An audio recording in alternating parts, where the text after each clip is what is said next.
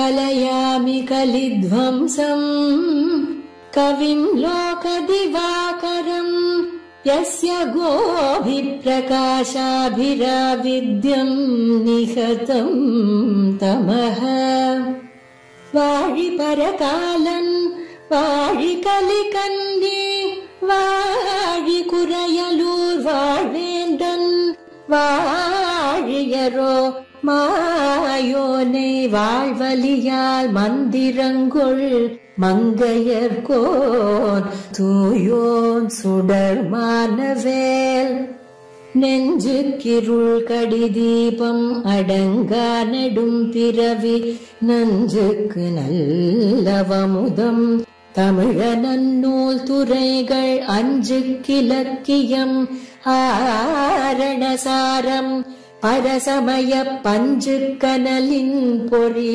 பரகாலன் பனுவல்களே எங்கள் கதியே இராமானுசமுனியே சங்கை கெடுத்தாண்ட தவராசா பொங்கு புகழ் மங்கையர் கோலீந்த மறையாயிரமனைத்தும் தங்கு மனம் நீ எனக்கு தா.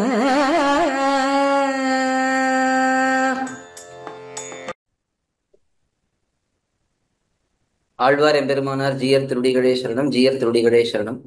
ஸ்ரீசைலேஷ தயாபாத்திரம் தீபக்தியாதி குணார்ணவம் யதீந்திர பிரவணம் வந்தே நம்ம ஜாமாதரம் முனிம் நம்ம ஜாமாத்திரி யோகீந்திர பாத ரேகாமயம் சதா ததா யத்தாத்ம சத்தாதிம் ராமானுஜ முனிம் பஜே.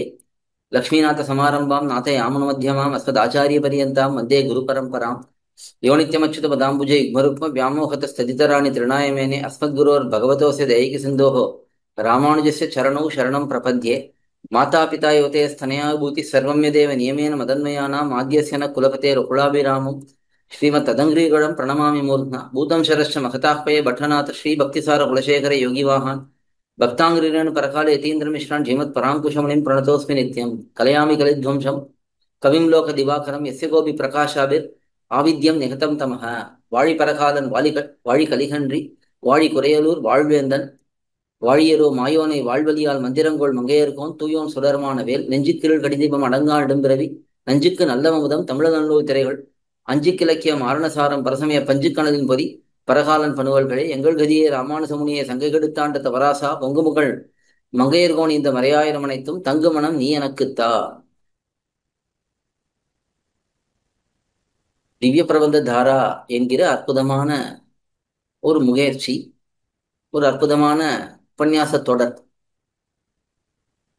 இந்த தொடரிலே தொடர்ந்து நாம் ஆழ்வார்களுடைய ஈரச் சொல்லான அருளி செயல்கள், அந்த பாசுரங்களில் இருக்கக்கூடிய அர்த்தங்களை அனுபவித்து வருகிறோம். இதை நமக்கு நியமித்து பண்ண வேணும் என்று மிகவும் கருணையோடே அருளிய ஸ்ரீமத் பரமஹம்சேத்யாதி யதுகிரி யதிராஜ ராமானுஜ ஜீயர் சுவாமி அவருடைய திருவடி தாமரைகளுக்கு முதலிலே பல்லாண்டு பாடி இன்றைய தினம் நம்முடைய அனுபவத்துக்கு விஷயமான அற்புதமான பதிகம் ஆரம்பத்திலே 5ஆம் பதிகம். திருநறையூர் விஷயமாக திருமங்கை ஆழ்வார் அருளி செய்துள்ள மங்களாசாசன பதிகம். திருநறையூர் நம்பி திருமங்கை ஆழ்வாருக்கு பஞ்சசம்ஸ்காரம் செய்து வைத்த ஆச்சாரியர்.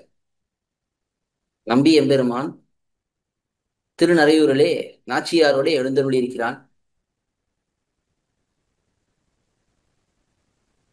திருமங்கை ஆழ்வார் குமுதவல்லி நாச்சியாரை திருக்கல்யாணம் பண்ணிக்கொள்ள ஆசைப்பட, அந்த சமயத்திலே குமுதவல்லி நாச்சியார், நீர் பஞ்சசம்ஸ்காரம் பெற்றவராக இருக்க வேண்டும், அதற்கு பிறகு ஓராண்டு காலம் பாகவத ததியாராதனம் பண்ண வேணும், இதெல்லாம் பண்ணினீர் என்றால்தான் நாம் உண்மை ஏற்றுக்கொள்வோம் என்று சொல்ல, முதலிலே இவர் போய் பஞ்சசம்ஸ்காரம் பண்ணி கொண்டு வருகிறார். அதுதான் திருநறையூர் நம்பியிடத்திலே இவர் பெற்றது.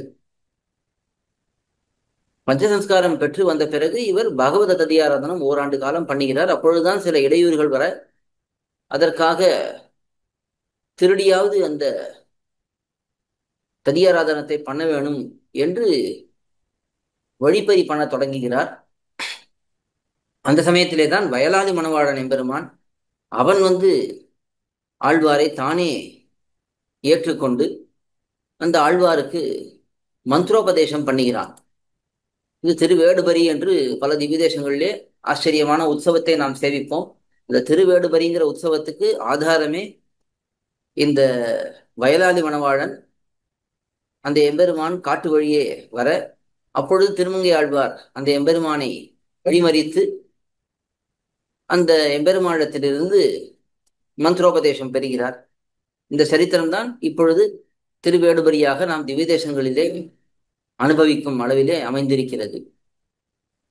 அதற்கு பிறகு திருக்கண்ணபுரத்து எம்பெருமானிடத்திலே சென்று மந்திரத்துக்கு அர்த்தத்தை நன்றாக திருமந்திர அர்த்த உபதேசத்தை பெறுகிறான். அப்படி திருமங்கை ஆழ்வாருக்கு முக்கியமாக 3 எம்பெருமான்களிடத்திலே மிகவும் ஈடுபாடு. திருநறையூர் நம்பி, வயலாளி மணவாளன், அதற்கு பிறகு திருக்கண்ணபுரத்து எம்பெருமான் சௌரி பெருமாள். இது தவிர நமக்கெல்லாம் தெரியும் திருவேங்கடமுடையானிடத்திலேயும் திருவரங்கநாதனிடத்திலேயும் ஆழ்வாருக்கு மிகவும் ஈடுபாடு என்று நாம் நன்றாக அறிந்திருக்கிறோம்.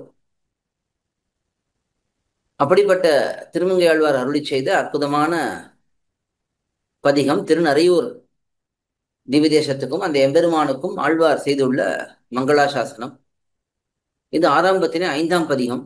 ஆரம்பத்திலே 4ஆம் பதிகம் தொடங்கி 7ஆம் பத்திலே 3ஆம் பதிகம் வரை 100 பாசுரங்கள் திருநறையூர் நம்பிக்கு ஆழ்வார் சமர்ப்பித்திருக்கிறார். அதிலே 2ஆம் பதிகமாக கலங்க முன்னீர் என்கிற பதிகம் அமைந்திருக்கிறது. இந்த பத்தினுடைய ஆரம்பத்திலிருந்து என்ன நடக்கிறது என்றால், முதல் 3 பதிகங்கள் வண்டுணு நறுமலர், பொறுத்தேன், துறப்பேன், இந்த 3 பதிகங்களிலே திருவெண்ணகர் எம்பெருமானிடத்திலே ஆழ்வார் இந்த சம்சாரம் தனக்கு வேண்டாம் என்பதை நன்றாக வெளியிட்டு அந்த எம்பெருமானுடைய திருவடிகளை தஞ்சமாக பற்றுகிறார். அதற்கு பிறகு அப்படியே அங்கிருந்து நகர்ந்து திருநறையூர் நம்பியை மங்களாசாசனம் பண்ண தொடங்குகிறார். அது 4ஆம் பதிகம். கண்ணும் சுழன்று பீழவாய் என்று அந்த பதிகமானது 4ஆம் பதிகம். கண்ணும் சுழன்று பீழையோடு ஈழை ஏங்கினாள் என்று அந்த பதிகம். அதுக்கு அடுத்ததாகத்தான் இப்பொழுது நாம் அனுபவிக்க இருக்கக்கூடிய அற்புதமான பதிகம் கலங்க முன்னீர் கடைந்து என்று இந்த பதிகம். இந்த பதிகத்திலே ஆழ்வார் எம்பெருமானை அற்புதமாக அனுபவிக்கிறார். ஓரொரு விபவாவதாரத்தை சொல்லி அந்த எம்பெருமான் தான் இப்பொழுது அர்ச்சாவதாரமாக திருநறையூரிலே இருக்கிறான் என்பதை அற்புதமாக ஆழ்வார் காட்டுகிறார். முதல் பாசுரத்திலிருந்து அனுபவிக்கலாம். கலங்க முன்னீர் கடைந்து அமுதம் கொண்டு இமையோர் துளங்கள் தீர நன்கு சோதி சுடராய வலங்கையாழ் இடங்கை சங்கம் உடையானூர் நலங்கொள் வாய்மை அந்தனர் வாழும் நறையூரே. முதல் பாசுரத்திலே அந்த திவ்யதேசம் எப்படி இருக்கிறது, அந்த திவ்யதேசத்திலே எம்பெருமான் எப்படி இருக்கிறான், அந்த திவ்யதேசத்திலே வேறு யார் இருக்கிறார்கள் என்பதையெல்லாம் எடுத்து அற்புதமாக காட்டுகிறார். காஞ்சிபுரம் பிரதிவாதி பயங்கரம் ஸ்ரீ அனங்கராச்சாரியார் சுவாமி திவ்யார்த்த தீபிகை என்று அற்புதமான ஒரு உரையை 4000 திவ்ய பிரபந்தங்களுக்கும் அருளியுள்ளார். அந்த ஒரு வியாக்கியானத்தை கொண்டுதான் நாம் இங்கே இந்த பாசுரங்களுக்கான அர்த்தங்களை சுருக்கமாக அனுபவிக்கிறோம். கலங்க முன்னீர் கடைந்து அமுதம் கொண்டு, முன்னீர் சமுத்திரத்தை, கலங்க அது கலங்கும்படியாக, கடைந்து அதை கடைந்து. இப்போ சமுத்திரம் திருப்பார்கடல், இந்த திருப்பார்கடலே அப்படியே அலை எழும்படியாக அதை எம்பெருமான் கடைந்தான். கடைந்து என்ன பண்ணினான்? அமுதம் கொண்டு அதிலிருந்து வந்த அமிர்தத்தை எடுத்து இமையோர் துளங்கள் தீர நல்கு. இமையோர்னா இந்த இடத்துல தேவர்கள் என்று அர்த்தம். இமையோர்ங்கிறதுக்கு நித்தியசூரிகள்னு ஒரு இடத்துல அர்த்தம் காட்டுவார்கள், ஒரு இடத்துல இமையோர்னா தேவர்கள் என்று காட்டுவார்கள். இங்கே இந்த திருப்பார்கடலிலிருந்து கிடைத்த அமிர்தம் தேவர்களுக்குத்தான் பிரயோஜனமானது. அதனாலே இமையோர் துளங்கள் தீர, தேவர்களுடைய கலக்கம் எல்லாம் தீரும்படியாக அவர்களுக்கு கொடுத்தருளினவன். நல்குன்னா கொடுப்பது, அப்படி கொடுத்தருளினவனும் சோதி சுடராய, பரஞ்சோதியாய் உள்ளவனும். எம்பெருமான் எப்படி இருக்கான்? பரம்பிரம்ம பரஞ்சோதி என்றெல்லாம் சொல்லும்படிக்கு மிகப்பெரிய ஒளி உருவமாகவே இருக்கிறான். பரஞ்சோதியாய் உள்ளவனும். வலங்கை ஆழி இடங்கை சங்கம் உடையான். அவனுக்கு முக்கியமான அடையாளம். பரதெய்வம்ங்கிறதுக்கு எது முக்கியமான அடையாளம்? வலக்கையிலே ஆழி சக்கரத்தாழ்வார், இடக்கையிலே சங்கத்தாழ்வார் பாஞ்சஜன்யம். இப்படி இவற்றை உடையவனாக எம்பெருமான் இருக்கிறான். ஊர் அவனுடைய திவிதேசம். அந்த எம்பெருமானுடைய ஊர் எது, திவிதேசம் எது என்றால் நலங்கொள் வாய்மை, நன்மை கொண்ட சத்தியவாதித்துவத்தை உடையரான அந்தணர் பிராமணர்கள் வாழுமிடமான நரையூர், திருநரையூர் ஆகும். இந்த திருநரையூர் தான் அந்த எம்பெருமானுடைய இருப்பிடம். அங்கே யார் இருக்கிறார்கள்? நல்ல உத்தமமான பிராமணர்கள். அவர்கள் எப்பொழுதும் நன்மையே பேசக்கூடிய, நல்ல சத்தியத்தையே பேசக்கூடியவர்களாக இருக்கிறார்கள் என்று இந்த பாசுரத்திலே இருக்கக்கூடிய சுருக்கமான அர்த்தம். இதுக்கு காஞ்சி சுவாமி ரொம்ப அழகா சில குறிப்புகளை எடுத்து காட்டியிருக்கிறார். துர்வாச முனிவருடைய சாபத்தினாலே தான் இந்த தேவர்கள் எல்லாம் தங்களுடைய சொத்தை எல்லாம் இழந்தார்கள், செல்வத்தை எல்லாம் இழந்தார்கள். நேரே வந்து எபெருமானிடத்தை சரணாகதி பண்ணி எப்படியாவது எங்களுக்கு எங்களுடைய சொத்தை எல்லாம் மீட்டு கொடுக்க வேணும், இழந்த செல்வத்தை எல்லாம் மீட்டு கொடுக்க வேணும். ஆர்த்தோ ஜிக்ஞாசு அர்த்தார்த்தி ஞானீச்ச பரத ரிஷப என்று எம்பெருமான் தானே பகவத்கீதையிலே 4 விதமான அதிகாரிகள் என்னை வந்து சரணடைகிறார்கள் என்று காட்டுகிறான். அதிலே ஆர்த்தர்கள் என்றால் துன்பத்தில் இருப்பவர்கள், செல்வத்தை இழந்தவர்கள். அர்த்தார்த்தினா புதிதாக செல்வத்தை ஆசைப்படுபவர்கள். ஜிக்யாசுனா கைவல்யார்த்தி. ஞானி என்றால் மோட்சத்தை விரும்பக்கூடிய பரம பக்தன். இப்படி 4 விதமான அதிகாரிகள் என்னை வந்து அண்டிகிறார்கள்னு சொல்லுவது போலே இங்கே தேவர்கள் எல்லாம் வந்து எம்பெருமானை சரணடைகிறார்கள். எதுக்காக? அவர்கள் இழந்த செல்வத்தை மீட்க வேணும் என்பதற்காக அப்படி வந்தார்கள். அதை எடுத்துக்காட்டி அப்ப எம்பெருமான் எவ்வளவு கருணையோடே தான் அந்த தேவர்களுடைய கஷ்டங்களை போக்கி காட்டுகிறான். இந்த தேவர்கள்லாம் யாரு? எம்பெருமானிடத்திலே ஈடுபாடு கொண்டவர்கள். இந்த தேவாசுர விபாகம் எல்லாம் பண்ணி காண்பிக்கிறான் எம்பெருமான். இதே போல வியாக்கியானத்திலையும் தெய்வத்துவம் அசுரத்துவம் என்றெல்லாம் காட்டப்படுகிறது. இந்த தேவர்கள்ங்கிறது ஜாதி மட்டும் இல்லை, அதாவது இன்னும் ஒரு குறிப்பிட்டவர்கள் மட்டும்தான் தேவர்களா இருப்பார்கள்ங்கிறது கிடையாது. அவர்களிடத்தில் சத்வகுணம் நன்றாக தலையெடுத்து இருந்தால் அவர்கள் தேவர்களாக இருப்பார்கள் என்று சொல்லலாம். அதே அசுரர்கள்னா தமோகுணம் ரஜோகுணம் அதிகமாக இருப்பவர்கள் என்று சொல்லலாம். அப்படி இங்கே தேவர்களுடைய கஷ்டத்தை போக்கி அருளினவன் என்று காட்டுகிறார். அதே போல எம்பெருமான் தன்னுடைய முக்கியமான அடையாளங்கள், பரதெய்வம் என்பதை காட்டக்கூடிய அடையாளங்கள், அதை நன்றாக திருக்கையிலே வைத்துக் கொண்டிருக்கிறான். அங்கே நல்ல சத்தியவாதிகளான பிராமணர்களும் அங்கே அந்த திருப்பதியிலே அந்த திவிதேசத்திலே வாழ்கின்றனர் என்று காட்டுகிறார். இதிலே கலங்க முன்னீர்ங்கிற இடத்துல அந்த திருப்பார்கடல் தன்னுடைய இருப்பிடம் தானே, ஆனாலும் எம்பெருமான் அதை கலக்குவதற்கும் தயங்கவில்லை. எப்படியாவது அதிலிருந்து எல்லா நன்மைகளையும் எடுத்து கொடுக்க வேணும் என்று அதை எடுத்து காட்டினான். ஆனா அந்த தேவர்கள்லாம் என்ன பண்ணார்கள்? எம்பெருமானை பார்க்கவில்லை, இந்த கடலையே பார்த்துட்டு அதுலேருந்து அமிர்தம் வருதான் அமிர்தம் வருதான் அப்படியே பார்த்துட்டே இருக்கார்கள். அதே வந்தவுடனே அது கிடைக்கிறதா அது கிடைக்கிறதான்னு பார்த்து அப்படியே அதை வாங்கிட்டு போய் விடுகிறார்கள். எம்பெருமான் என்கிற பெரிய அமிர்தம் அவனையும் விட்டார்கள். அந்த அமுதில் வரும் பெண் அமுதுன்னு சொல்லக்கூடிய பிராட்டியையும் விட்டார்கள். அவளிடத்தையும் சரணாதி பண்ணவில்லை, எம்பெருமானையும் தஞ்சமாக பற்றவில்லை. இப்படி இருந்ததினாலே அவர்கள் இழந்தே போனார்கள் என்றுதான் வைத்துக் கொள்ள வேண்டும். அப்படி இந்த திவ்யதேசத்திலே எம்பெருமான் இருப்பதற்கு முன்பு என்ன காரியம் கூர்மாவதாரத்திலே பண்ணினான் என்பது காட்டப்படுறது. நலங்கொள் வாய்மை அந்தனர், அதாவது ரொம்ப அழகான விஷயம். சத்தியவாக்கு என்றால் என்ன? நலங்கொள் வாய்மை அந்தனர், நல்ல சத்தியத்தை பேசக்கூடிய அந்தனர் அவர்கள் தான் அங்க இருக்கிறார்கள் என்று சொல்லும் பொழுது, சத்தியத்தை பேசுறதுனா என்னன்னா, எது பூத ஹிதமோ அது சத்தியம் என்று சொல்லப்படுகிறது. எது ஜனங்களுக்கு நல்லதோ அது சத்தியம் என்று சொல்லப்படுகிறது. நல்லதுன்னா ஆத்மாவுக்கு நல்லதா இருக்கும்.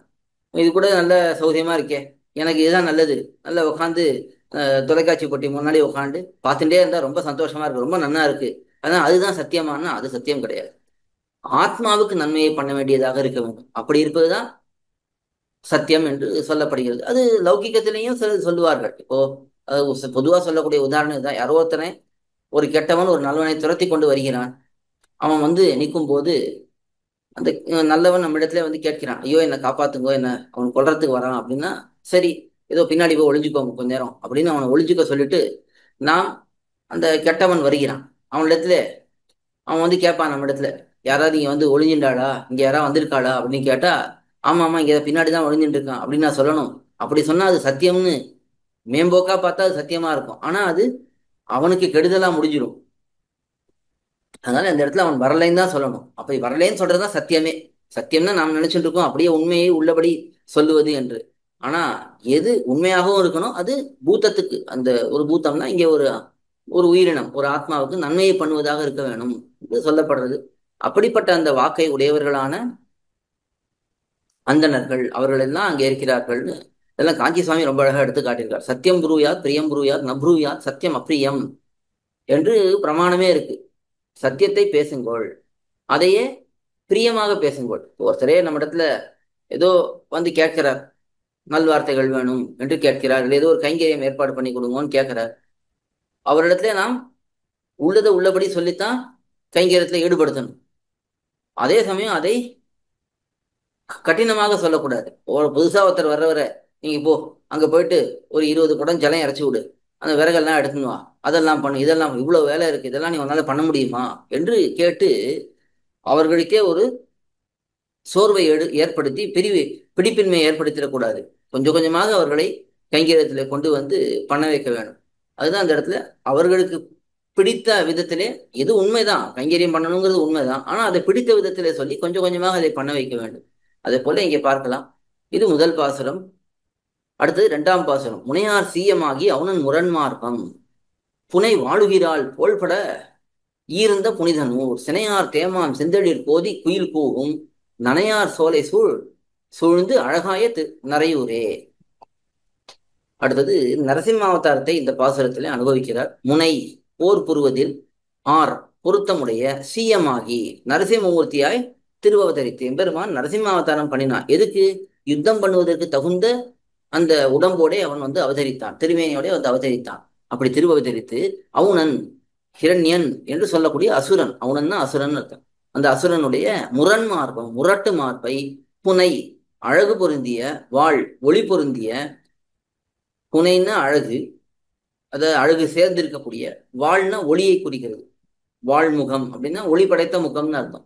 அப்படி வாழ் உகீரால் தன்னுடைய நல்ல அழகான அழகு பொருந்திய அதே சமயத்துல ஒளி பொருந்திய நகங்கள், அந்த நகங்களினால் போல்பட அது இரண்டு பிளவாகும்படி ஈர்ந்த கிழித்து புகட்ட புனிதன் பரம பவித்திரனான எம்பெருமான். இதெல்லாம் பண்ணினானே அவனுக்கு தோஷம் வந்துருமானா ஒரு தோஷமும் வராது. ஏன்னா அவன் பரம பவித்திரன், அவனை எந்த தோஷமுமே அண்டாது, அப்படி இருக்கக்கூடியவன்.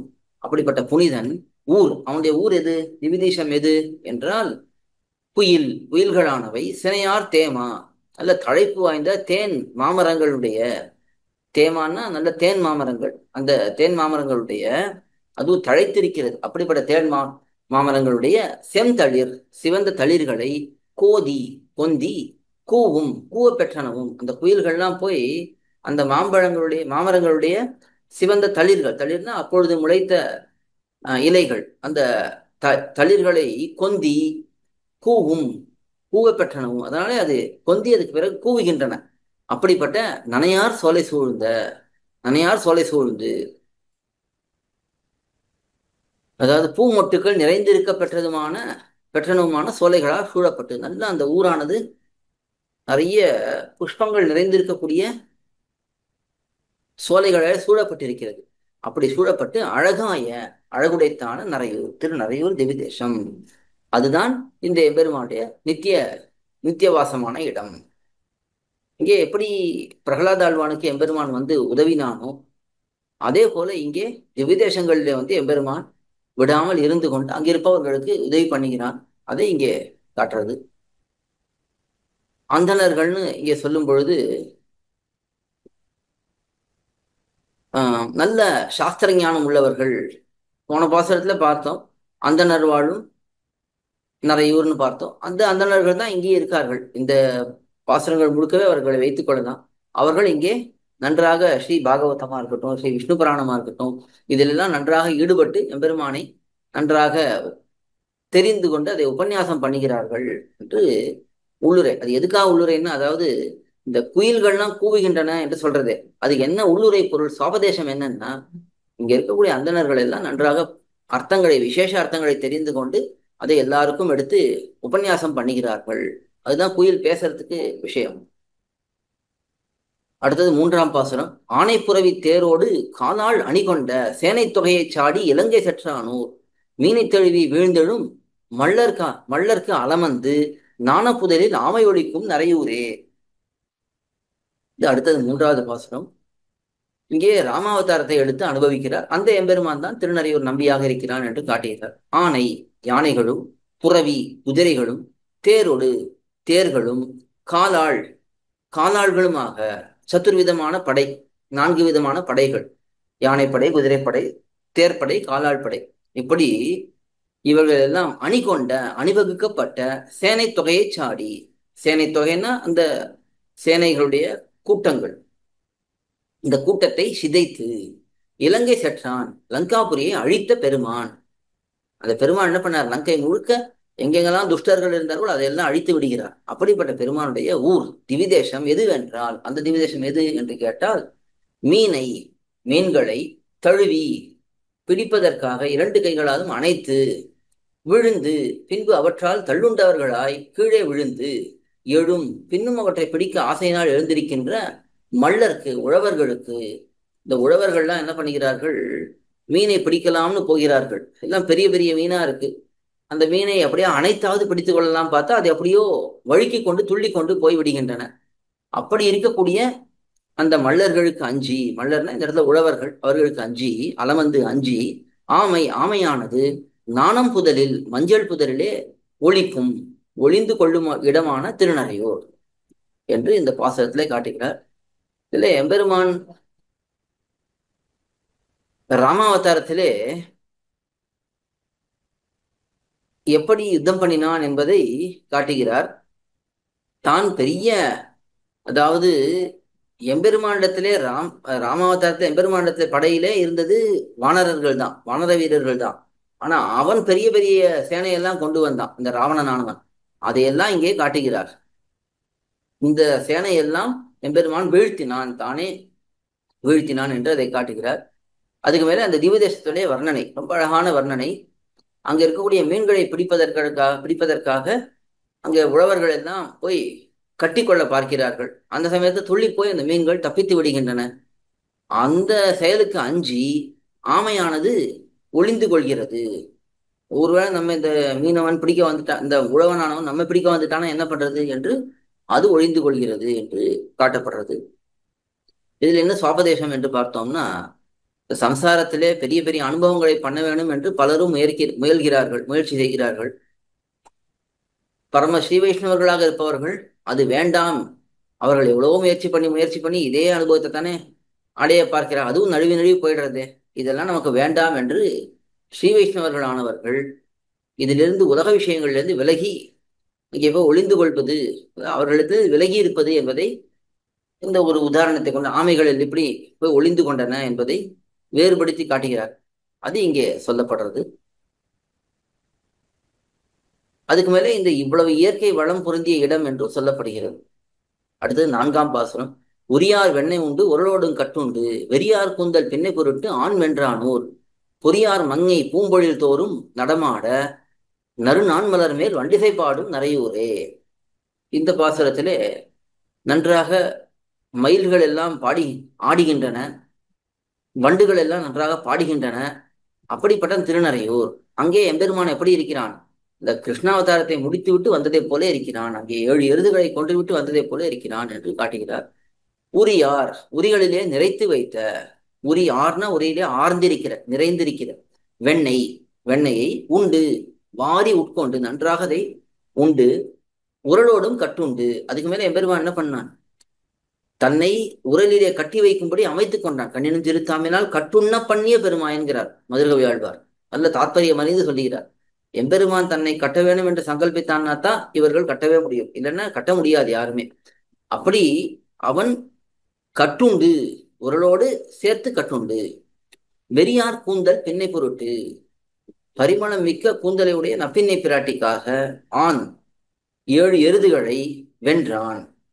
பலி அடக்கினவனுமான பெருமான். இப்போ கிருஷ்ணாவதாரத்திலே எம்பெருமான் 7 எருதுகளை ஜெயித்து நப்பின்னை பிராட்டியை பெற்றான். அப்படிப்பட்ட அந்த எம்பெருமானுடைய ஊர் திவிதேசம். அந்த எம்பெருமான் இருக்கக்கூடிய திவிதேசம் எது என்றால், பொறியார் புள்ளிகள் நிரம்பிய மங்கை, மங்கைனா மயில்கள். இந்த மயில்கள் பூம்பொழில் தோறும் நடமாட, பூஞ்சோலைகள் எல்லாம் அது நடமாடுகின்றன இந்த மயில்கள் எல்லாம். வண்டு அந்த சமயத்துல வண்டு என்ன பண்றது? வண்டுகள் எல்லாம் நறு நாள் மலர் மேல் நன்றாக வாசனை மிக்க அப்பொழுது பூத்த மலர் மேலே இருந்து கொண்டு இசைப்பாடும், இசைப்பாட்டுகளை பாடப்பெற்றதுமான நரையூர், திருநரையூர் என்று இந்த திவ்யதேசத்திலே நிறைய பாட்டு பாடக்கூடிய வண்டுகள் இருக்கின்றன. இதெல்லாம் எம்பெருமானை ஸ்தோத்திரம் பண்ணக்கூடிய பெரியோர்கள் இருக்கிறார்கள் என்று அர்த்தம்.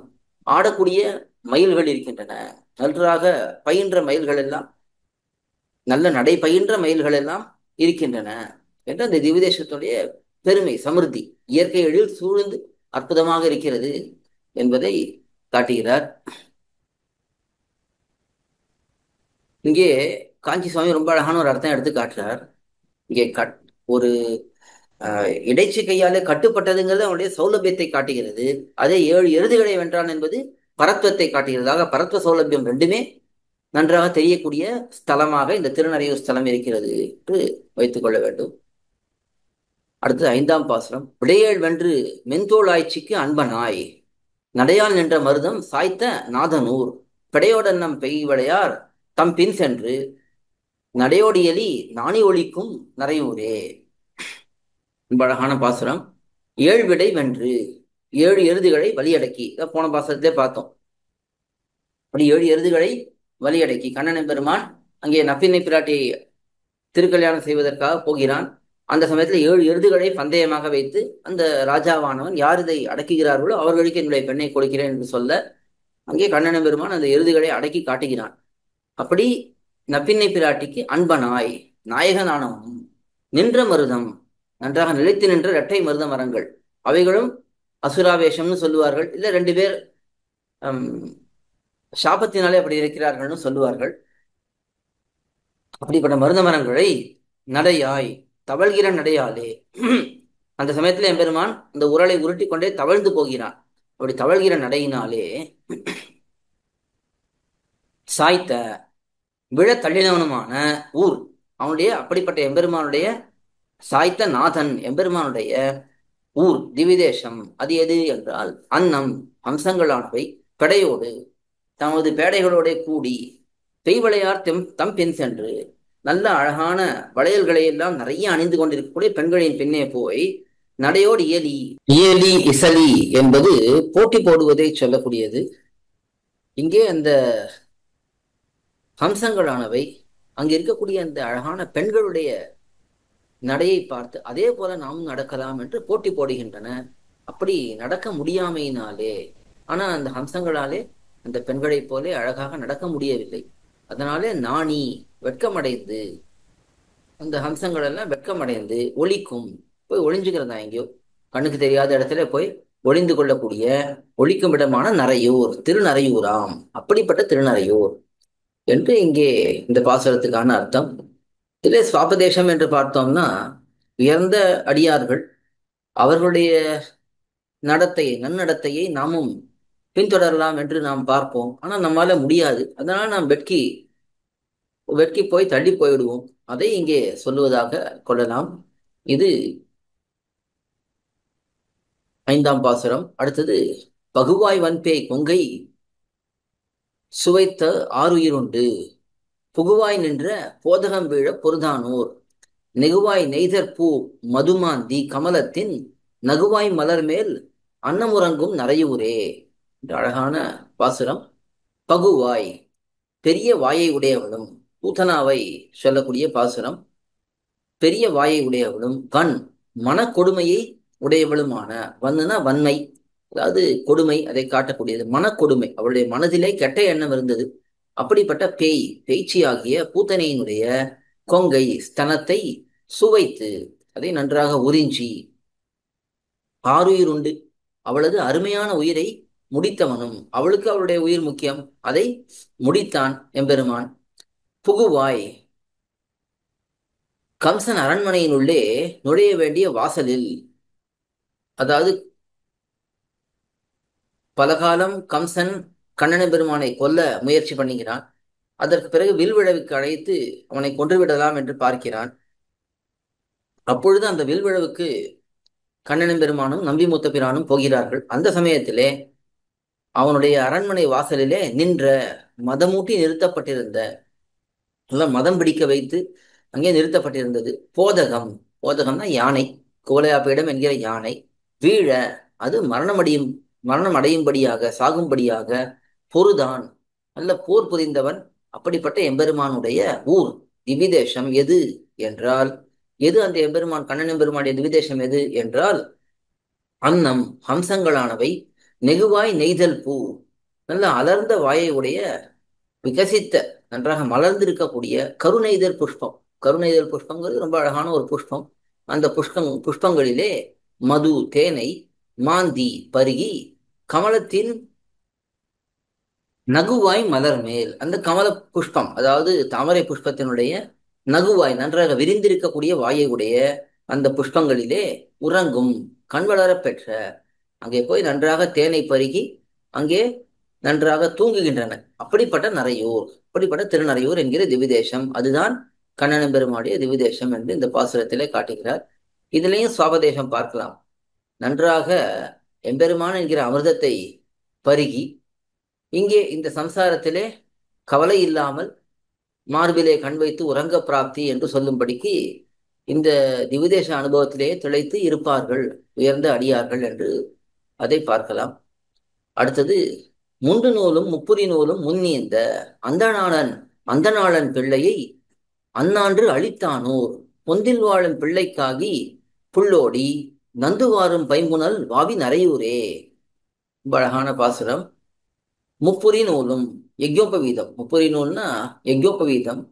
அதே போல முண்டு நூல், முண்டு நூலும் அனாதியான வேத அக்ஷர ராசியையும், நூல்னா இந்த இடத்துல சாஸ்திரம்னு அர்த்தம். முப்புரி நூல்னா பூநூல் யக்யோபவீதம் அதை சொல்லுகிறது. முண்டு நூல்னா அனாதியாக இருக்கக்கூடிய, முந்தை காலத்திலிருந்து இருக்கக்கூடிய சாஸ்திரம். எது? வேத சாஸ்திரம். அந்த வேத அக்ஷர ராசி, வேதத்தினுடைய எழுத்துக்களுடைய கூட்டம். முன்னீந்த, இவற்றையெல்லாம் முன்னே தனக்கு தந்த, இதையெல்லாம் கண்ணன் பெருமான் யாரிடத்திலே பெற்றான்? சாந்தீபனி என்கிற ஒரு பிராமணன். அந்த அந்தணாளன், அந்த பிராமணனுடைய பிள்ளையை, அவனுடைய பிள்ளை எங்க போயிட்டான்? கடல்ல போய் முழுகி விட்டான். அப்படிப்பட்ட அந்த புத்திரனை அந்நான்று, அன்னைக்கு, என்னைக்கு அந்த சாந்திபனி முனியிடத்திலே எம்பெருமான் நன்றாக பாடம் கேட்டான். கேட்ட பிறகு குருதட்சணை கொடுக்க வேணும். எந்த ஒரு வித்தையுமே இந்த யாரிடத்திலிருந்து கற்றுக்கொண்டோமோ அந்த குருவுக்கு தட்சிணை கொடுத்தால்தான் அந்த வித்தியானது நிலைத்து நிற்கும், பூர்த்தியாக இருக்கும். அப்படி அந்த கண்ணன் பெருமான் போய் சாந்திபனி முனிவரிடத்துல கேட்கிறான், உமக்கு என்ன தட்சிணை வேணும் என்று கேட்க, அவர் கொஞ்சம் புத்திசாலியா இருந்திருந்தா மோட்சமே வேணும்னு கேட்டிருக்கலாம், எம்பெருமானும் கொடுத்திருப்பான். ஏன்னா சிஷ்யனுடைய கடமை என்னன்னா, குரு என்ன கேட்கிறாரோ அதை கொடுத்துதான் ஆகும், அதை கொடுக்காம இருக்கவே கூடாது. அப்படி அவன் சாந்திபனி முனிவன் என்ன கேட்கிறான்? தன்னுடைய பிள்ளை ஒருவன் முன்னாடி மரணம் அடைந்து விட்டான், அவனை மீட்டு கொடுக்க வேணும் என்று கேட்க அளித்தான். அந்த பிள்ளையை மீட்டு கொடுத்தருளின பெருமான். அவனுடைய ஊர் திவிதேசம் எது என்றால், எது அந்த எம்பெருமானுடைய திவிதேசம் என்றால், புல் பறவைகள் பொந்தில், மரத்தின் பொந்துகளில் வாழ்கிற பிள்ளைக்காகி, தங்களுடைய குட்டிகளினுடைய ஆகாரத்துக்காக. பறவைகள்லாம் வெளியில போய் ஆகாரம் தேடுகின்றன. எதுக்காக? பொந்திலே தன்னுடைய குட்டிகள் எல்லாம் இருக்கும், அவற்றுக்கு ஆகாரம் கொடுக்க வேணும் என்று. அதுக்காக ஓடி ஓடி வந்து நத்தைகளை வாரும் திரட்டி கொண்டு போக பெற்ற, சின்ன சின்ன நத்தைகள்லாம் இருக்கும், அதையெல்லாம் கொண்டு போய் தன்னுடைய குட்டிகளுக்கு, பறவை குட்டிகளுக்கு கொடுக்கும்.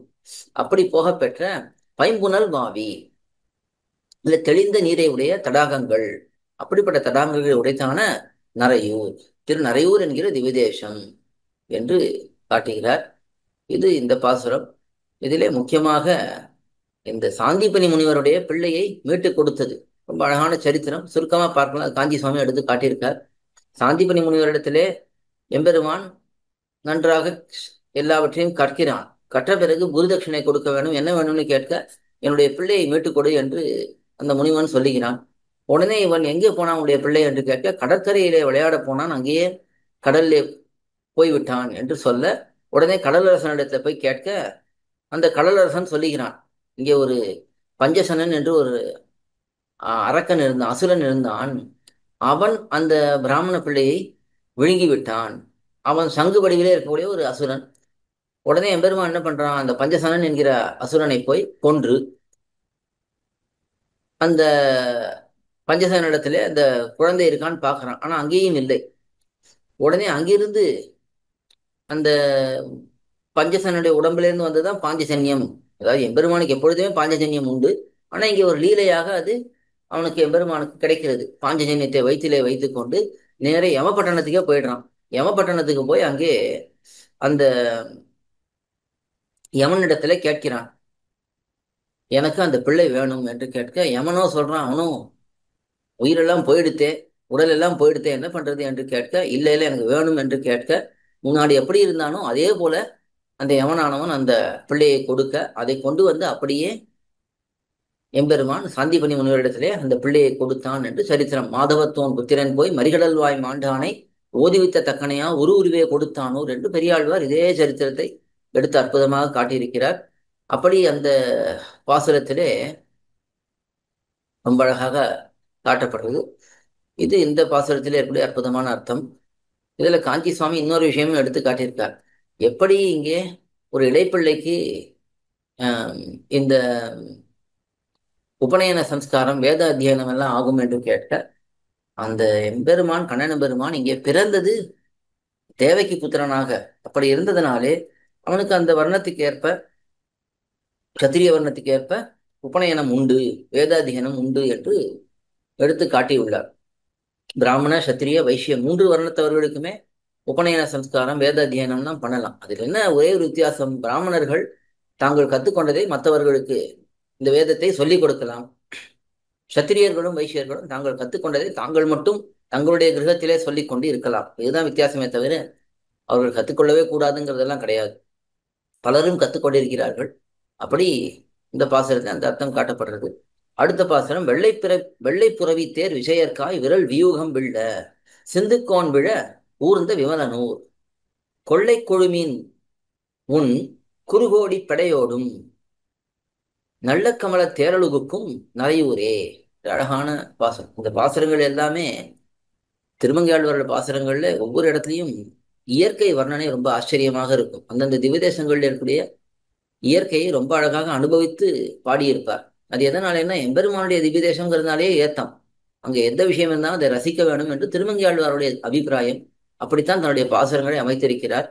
வெள்ளை புறவி, வெள்ளை குதிரைகள் பூட்டின தேரை உடையனான விஜயர்காய் அர்ஜுனனுக்காக விரல் வியூகம் வில்ல எதிரிகளுடைய மிடுக்கை உடைத்தான சேனா சமூகம் தொலையும்படியாகவும், அந்த அர்ஜுனனுக்காக எம்பெருமான் என்ன பண்றான், பெரிய யுத்தத்தை நடத்தி எல்லாரும் தோற்று போகும்படிக்கு பண்ணுகிறான். அவர்கள் அழிந்து போகும்படிக்கு பண்ணுகிறான். சிந்துக்கோன், அந்த சிந்து தேச தலைவனான ஜெயத்ரதன், அந்த ஜெயத்ரதன் விழ முடியும்படியாகவும் அவனும் ஆண்டு போகும்படிக்கு ஊர்ந்த தேரை நடத்தின விமலன் பரிசுத்தனான பெருமான். இப்படியெல்லாம் பண்ணானே, பக்ஷபாதமா பண்ணானே, அவனுக்கு ஏதாவது தோஷம் வந்துருமானா ஒரு தோஷமும் வராது. பரிசுத்தியை உடையவன். ஏன்னா எல்லாம் நல்லவர்களுக்காக பண்ணினான், நல்ல எண்ணத்தோட பண்ணினான். அவன் பண்ணினதுதான் நன்மையாகவே அமைந்திருக்கும். அதனாலே எந்த தோஷமும் வராது. பரிசுத்தனான எம்பெருமான். அவனுடைய ஊர் திவ்யதேசம் எது என்றால் அது திருநறையூர். எப்படிப்பட்ட திருநறையூர்? கொள்ளை கொழு மீன் உண், நல்ல மிகுதியாக கொழுத்த மீன்களை பிடித்து உண்கிற குருகு கொக்குகள் ஓடி ஓடி சென்று பெடையோடும் தம் பேடைகளோடு கூட கள்ளக்கமலம், நல்ல கமலம் செறிந்த இதழ்களையுடைய தாமரை பூவில் நல்ல அழகா சேர்ந்திருக்கக்கூடிய இதழ்களையுடைய தாமரை புஷ்பத்தில் தேரல், இந்த தேனை உகுக்கும், அதை பருகப் பெற்ற நரையூர், திருநறையூர் என்கிற திவ்யதேசம் என்று காட்டுகிறார். இது ரொம்ப ஆச்சரியமான சரித்திரம். எப்படி ஜெயதிரதனை அர்ஜுனன் வீழ்த்தும்படிக்கு எம்பெருமான் ஆழியே அன்று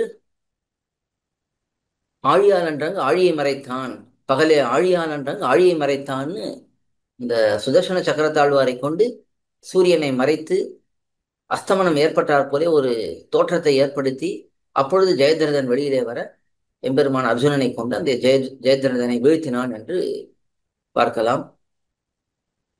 அடுத்த பாசுரம், பாறையூரும் பாரம் தீர பார்த்தந்தன் தேரையூரும் தேவதேவன் சேருமூர் தாரையூரும் தன் தளிர் வேலி புடைசூழ நாரையூரும் நல் வயல் சூழ்ந்த நரையூரே. பாறை, பார்னா பூமின்னு அர்த்தம். பூமியில் ஊரும் நடமாடுகின்ற பாரம் சுமையானது. இந்த பூமி பாரம் தீர வேணும், அதுக்காக எம்பெருமான் அர்ஜுனனை கொண்டு பெரிய இந்த யுத்தத்தை பண்ணினான் என்று காட்டுகிறார். அப்படி பாரம் சுமையானது தீர தொலையும்படியாக பார்த்தந்தன் அர்ஜுனனுடைய தேரை ஊரும், தேரை நடத்தினவனான அர்ஜுனுடைய தேரை நடத்தினான் எம்பெருமான். யாரு? தேவதேவன். அவன் தேவாதி தேவன், தேவர்களுக்கெல்லாம் தேவனாக இருக்கக்கூடியவன். மனுஷருக்கு தேவர் போல தேவருக்கும் தேவாவோன்னு நம்மாழ்வார் பாசுரத்திலே காட்டுறார். நாமெல்லாம் யாரோ தேவர்களை பார்த்து இவர்கள் பெரியவர்கள் நினைக்கிறோம். இந்த தேவர்கள்லாம் என்ன நினைக்கிறார்கள்? எம்பெருமானை பார்த்து இவன் மிகப்பெரியவன் நினைக்கிறார்கள். அப்படிப்பட்ட தேவாதி தேவன். சேருமூர், அவன் நித்தியவாசம் செய்தருளும் திவ்யதேசம். அது எது என்றால், அவன் எங்கே போய் பொருந்தி வாழ்கிறான் என்றால், தாரை ஊரும் நல்ல தேனின் வெள்ளம் பெருகான் என்ற இங்க தாரைங்கிறது சம்ஸ்கிருத வார்த்தை. தாரை, தேன் வெள்ளம் பெருகி வருகிறது. அது வரக்கூடிய தன் தளிர், குளிர்ந்த தளிர்கள் நிறைந்த வேலிகள் புடைசூழ, நாற்புறமும் சூழப்பெற்ற அந்த ஊரிலே திவிதேசத்திலே எல்லா பக்கமும் வேலிகள் இருக்கு. அங்கே நல்ல குளிர்ந்த தளிர்கள் இருக்கு. அதிலிருந்து நிறைய தேன் பெருகி கொண்டு வருகிறது. அப்படிப்பட்ட அந்த திவிதேசம், அதிலே நாரை ஊரும், நாரைகள் சஞ்சரிக்க பெற்ற நல்வயல் சூழ்ந்த அழகான நல்ல கழனிகள், இந்த கழனிகளால் சூழப்பட்ட நரையூர், திருநரையூர் தான் இந்த எம்பெருமானுடைய திவ்யதேசம் என்று காட்டுகிறார். இந்த யுத்தம் நடந்ததே பூமி பரப்படைய துஷ்டர்கள் நிறைய பேர் சேர்ந்து விட்டார்கள். அவர்களை மொத்தமாக ஒரே இடத்துல சேர்த்து கொள்ள வேணுங்கிறதுக்காகத்தான் எம்பெருமான் பாரத யுத்தத்தையே நடத்தினான் என்று பெரியோர்கள் காட்டுவார்கள். கடைசி பாசுரம், தாமத்துளவ நீள்முடி மாயன் தான் நின்ற நாமத்திரள் மாளிகை சூழ்ந்த நரையூர் மேல் காமக்கதிர் வேல்வல்லான் கலியன் ஒலிமாலை சேமத்துணையாம் செப்பும் அவர்க்கு திருமாலே. இது பலபாசுரம். துளபம், திருத்துழாயினால் ஆகியன அதனால செய்யப்பட்ட தாமம் மாலையை, நீள்முடி தன்னுடைய நீண்ட திருமுடி, எல்லாருக்கும் அவன்தான் பெரியவன் சக்கரவர்த்தி என்பதை காட்டும் அளவிலே பெரிய கிரீடத்தை அணிந்து கொண்டிருக்கிறான். அப்படி திருமுடியிலே உடையனான அந்த திருமுடியிலே எம்பெருமான் அழகான திருத்துழாயினாலே பண்ணப்பட்ட மாலையை அணிந்திருக்கிறான். அவன் யாரு? மாயன்தான், ஆச்சரியபூதன், சர்வேஸ்வரன். நின்ற, அவன் நித்தியவாசம் பண்ண பெற்றதும், நாமம் புகழ் பெற்றவைகளாய், திரள் நெருங்கி இருக்கின்ற மாளிகை, பெரிய திருமாளிகைகளினால் சூழப்பட்டதுமான நரையூர் மேல், திருநரையூர் விஷயமாக, திருநரையூர் திவ்யதேசம், அங்கே பெரிய பெரிய திருமாளிகைகள்லாம் இருக்கு. அதிலே அந்த திவ்யதேசம் விஷயமாக காமம் கதிர் வேல் வல்லான், மிக்க ஒளி பொருந்திய வேற்படையை பிடிக்க வல்லரான இந்த திருமங்கையாழ்வார் எப்படிப்பட்டவர்? ஒளி பொருந்திய வேலை நன்றாக பிடிக்க வல்லவர். வேல் படைனா வேல் என்கிற ஆயுதம், அதை பிடிக்க வல்லவர். அப்படிப்பட்ட கலியன் திருமங்கையாழ்வார் ஒலி அருளி செய்த மாலை, இச்சொல் மாலையை, இந்த 10 பாசுரங்களும் சொற்களாலே கோக்கப்பட்ட மாலை, இதை செப்புமவர்க்கு ஓத வல்லவர்களுக்கு திருமால், திருமகள் கொள்டனான சர்வேஸ்வரன் சேமம் துணையாகும், எப்பொழுதும் இரட்சகனான சகாய பூதனாக ஆவான். இந்த 10 பாசுரங்களை நன்றாக சொல்லக்கூடியவர்களுக்கு எம்பெருமான் தானே வந்து சகாய பூதனாக, உதவி பண்ணுபவனாக, இரட்சகனாக எப்பொழுதும் இருப்பான் என்று இந்த பாசுரத்திலே காட்டப்படுறது. ரொம்ப ஆச்சரியமான பதிகம். இதை நாம் இங்கே இன்றைய தினம் அனுபவிக்கக்கூடிய பாக்கியத்தை பெற்றோம். இந்த வாய்ப்பை அளித்த ஸ்ரீ சுவாமி எதுகிரி எத்திராஜ ஜியர் சுவாமி அவருடைய திருவடிகளுக்கு பல்லாண்டு பாடி, கூட இருக்கும் கைங்கிரிய வீரர்களுக்கும் பல்லாண்டு பாடி மெய்கிறேன். ஆழ்வார் திருவடிகளே சரணம், எம்பெருமானார் திருவடிகளே சரணம், ஜியர் திருவடிகளே சரணம், ஜியர் திருவடிகளே சரணம், திருமங்கை ஆழ்வார் திருவடிகளே சரணம், காஞ்சி சுவாமி திருவடிகளே சரணம். பற்பமென திகழ் பைங்கழலும் தன் பல்லவமே விரலும், பற்பமென திகழ் பைங்கழலும் தன் பல்லவமே விரலும், பாவனமாகிய பைந்துவராடை பதிந்த மருங்கழகோ, பாவனமாகிய பைந்துவராடை பதிந்த மருங்கழகும், முப்புரி நூலோடு முன்கையில் ஏந்திய முக்கோல் தன்னழகும், எப்பொழுதும் ரத்திராசன் வடிவழகு என் இதய துள்ளதால் இல்லை எனக்கெதிர், இல்லை எனக்கெதிர், இல்லை எனக்கெதிரே, இல்லை எனக்கெதிர், இல்லை எனக்கெதிர், இல்லை எனக்கெதிரே, இல்லை எனக்கெதிரே, இல்லை எனக்கெதிரே, இல்லை எனக்கெதிரே.